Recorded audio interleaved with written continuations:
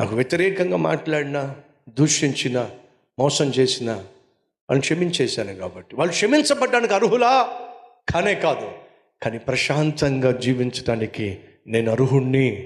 దేవుడు నా కోసం ప్రాణం పెట్టి ప్రశాంతతనిచ్చాడో, నేను హ్యాపీగా ఉండాలని, నేను ప్రశాంతంగా ఉండాలని, నేను సమాధానంగా ఉండాలని, నేను సంతోషంగా ఉండాలని నా యేసయ్య నన్ను ప్రాణంగా ప్రేమించి నా కోసం ప్రాణాన్ని ఇచ్చాడో, ఆయన ప్రాణాన్ని ఇచ్చిన దానిని బట్టి, ఆయన ప్రాణాన్ని ఇచ్చాడు కాబట్టి ఈరోజు నాకు సమాధానము, సంతోషము అనుగ్రహించబడింది.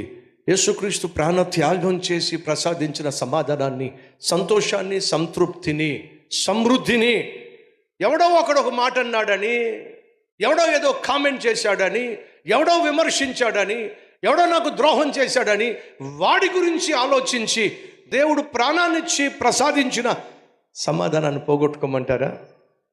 అంతకంటే మూర్ఖత్వం ఏమైనా ఉందంటారా? బ్రదర్, వాడిని క్షమించడానికి వీల్లేదు బ్రదర్, వాడిని క్షమించకూడదు బ్రదర్ అని చాలామంది నాతో చెప్పారు. వాడిని ఎందుకు క్షమించానో తెలుసా?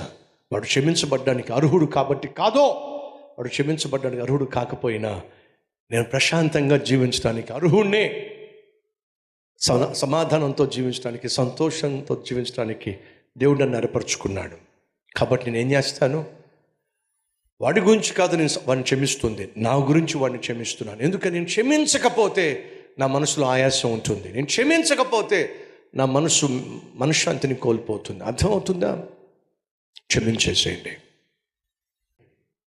సామెతల గ్రంథం 24వ అధ్యాయం 17వ వచనంలో ఒక మాట ఉంది. నీ శత్రువులు పడినప్పుడు సంతోషించొద్దు, వాడు తొట్టిల్లినప్పుడు నీ మనస్సులో ఉల్లసించవద్దు.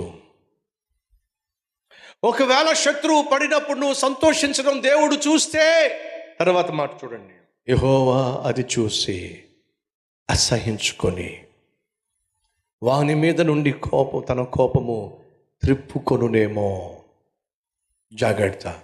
నువ్వు శత్రువుని చూసి నువ్వు సంతోషించి, శత్రువు పడిపోవడం చూసి, నీ శత్రువుకి యాక్సిడెంట్ అవడం చూసి, నీ శత్రువుకి ఉద్యోగం పోవడం చూసి, నీ శత్రువుకి కాలు ఇరిగిపోవడం చూసి, నీ శత్రువుకి రోగం రావడం చూసి, తన కుటుంబం కుప్పకూలిపోవడం చూసి మనస్సులో కూడా నువ్వు ఆనందించొద్దు.